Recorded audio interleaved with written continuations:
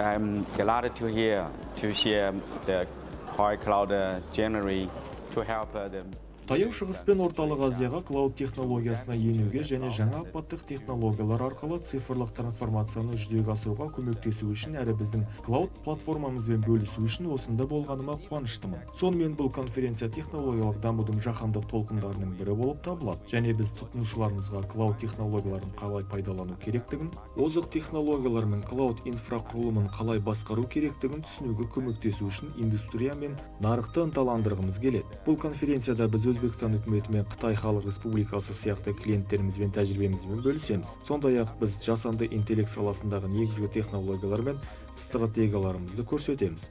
Өнеркәсіп үшін жасанды интеллект сынаудың келесі нүктесі болады деп санаймыз. Осылайша біз нарықта жасанды интеллект саласында көшбасшымыз.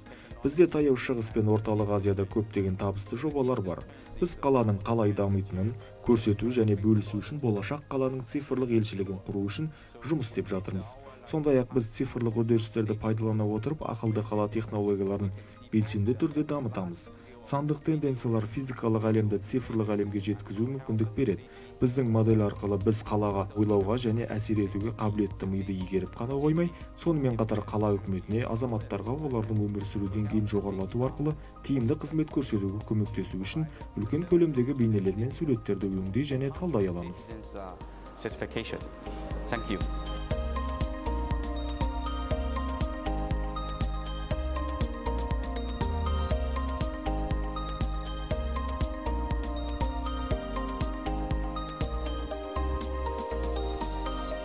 A few days ago, I was in a meeting about AI in Germany. Бірнеше күн бұрын мен Германияда жасанды интеллект туралы кездесуде болдым. Онда бұған мүлдем басқаша назар аударылды. Өйткені әлемдегі барлық адамдар жасанды интеллект. Олар үшін нені білдіретіндігін білгісі келеді. Сондықтан адамдарға бағытталған жасанды интеллекттің мәнісін анықтауға тырысамын. Бұл Қазақстандағы, яғни Алматыдағы іс-шарада біз өнеркәсіптік жасанды интеллект дегеннің не екенін байқаймыз. Және іс жүзінде 4-ші индустриясының маманы ретінде өнеркәсіптік жасанды интеллект. Бұл менің тақырыбым. Сондықтан мен осында болғым келді.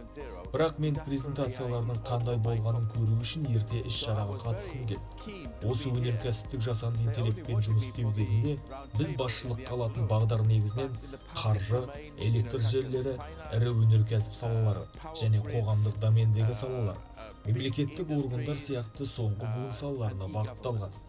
Мен оларда тағы не бар екенін көргім келеді.